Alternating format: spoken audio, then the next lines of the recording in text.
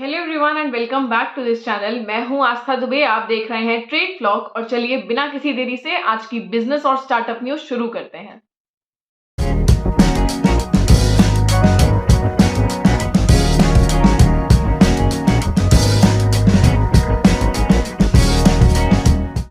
SoftBank owned arm जो कि basically एक चिप डिजाइनर कंपनी है, वो अपनी वैल्यूएशन यूएस के आईपीओ में $8 बिलियन के लिए कहीं ना कहीं उम्मीद कर रही है। रियूटर्स की ये रिपोर्ट है।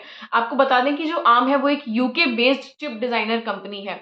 इसी के साथ साथ जो एक अगली न्यूज है जो इससे मैं जोड़ना चाहूंगी और आपको बताना चाहूंगी कि क्यों हो सकता है ये पॉसिबल हो जाए, इनकी जो इवैल्यूएशन है ये सच हो जाए, is basically because Maruti Suzuki ने भी अभी रिसेंटली एक बयान दिया है जिसमें उन्होंने कहा है कि जो चिप शॉर्टेज है वो कंटिन्यू हो सकती है।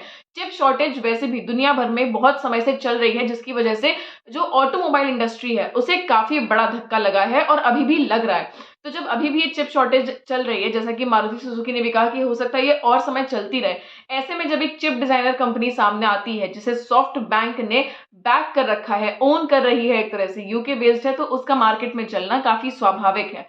आप हमें कमेंट सेक्शन में जरूर बताइए कि आप इस बारे में क्या सोचते हैं। नोएडा का ट्विन टावर केस अभी आप भूले भी नहीं होंगे और यहाँ पर एक दूसरा कंस्ट्रक्शन का बड़ा घोटाला सामने आया है। नॉर्थ दिल्ली में मुखर्जी नगर में सिग्नेचर व्यू अपार्टमेंट है। नाम सिग्नेचर व्यू इसलिए क्योंकि इससे सिग्नेचर ब्रिज, जो एक ब्रिज है नॉर्थ दिल्ली में, वो काफी खूबसूरत दिखता है।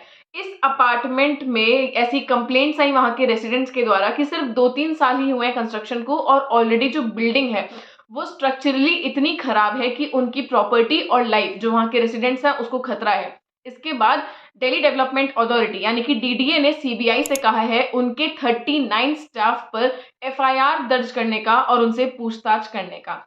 बताया जा रहा है कि ये जो जितना भी ये लफड़ा हुआ है ये काफी ज्यादा अमाउंट ऑफ मनी का है, क्योंकि अच्छा मटेरियल यूज नहीं किया गया, अच्छे तरह से इस सोसाइटी को नहीं बनाया गया। इसी के साथ साथ ये भी ऑर्डर आ गया है कि इस सोसाइटी को दोबारा सही से बनाया जाए, रीडेवलप किया जाए, क्योंकि मुखर्जी नगर के इस अपार्टमेंट में रहने वाले जो है 500-600 लोगों की जानें इस समय खतरे में है।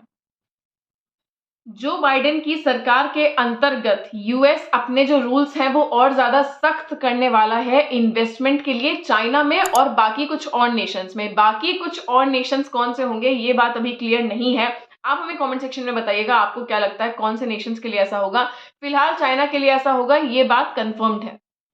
गोवा की राज्य सरकार ने एक प्रस्ताव पारित किया जिसमें उन्होंने कहा कि 2050 तक 100% रेन्यूएबल एनर्जी गोवा में होगी। इस पर गोवा कांग्रेस ने कहा कि ये अनरियलिस्टिक है, बहुत ही यूटोपियन आइडिया है।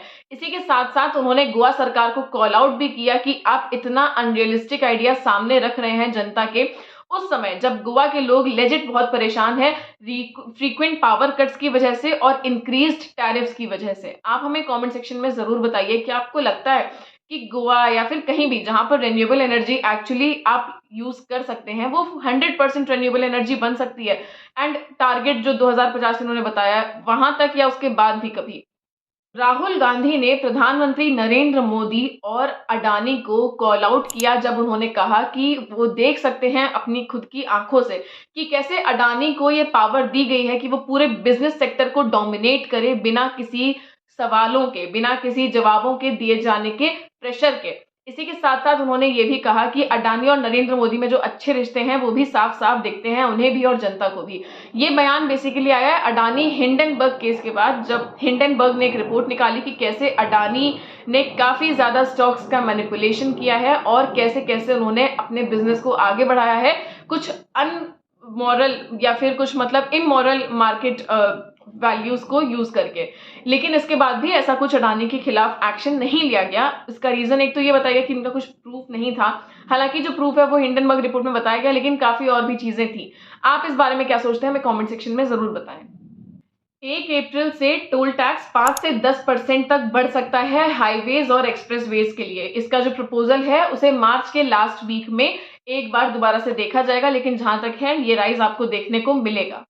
फाइनेंस मिनिस्टर निर्मला सीतारमण ने कहा कि जो पब्लिक सेक्टर पॉलिसी है वो कोई क्रेजी पॉलिसी नहीं है।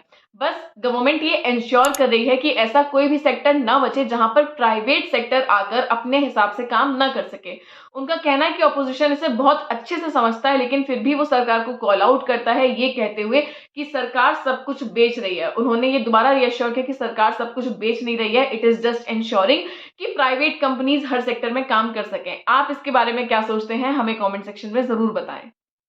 उत्तर प्रदेश में इलेक्ट्रिक व्हीकल्स को और ज़्यादा मेन स्ट्रीम में लाने के लिए यूपी सरकार ने ये डिसाइड किया है कि जो भी इलेक्ट्रिक व्हीकल्स होंगे उन्हें रोड टैक्स यानी कि टोल टैक्स से एग्जेम्पशन मिलेगी। इसी के साथ साथ रजिस्ट्रेशन फीस से भी एग्जेम्पशन मिलेगी 3 साल तक, यानी कि अक्टूबर 2025 तक। इसके साथ साथ इन्होंने ये भी कहा है कि अगर वो इलेक्ट्रिक व्हीकल यूपी में ही मैन्युफैक्चर्ड होगी तो ये एग्जेम्पशन का जो समय है ये 3 साल से बढ़कर 5 साल तक हो जाएगा।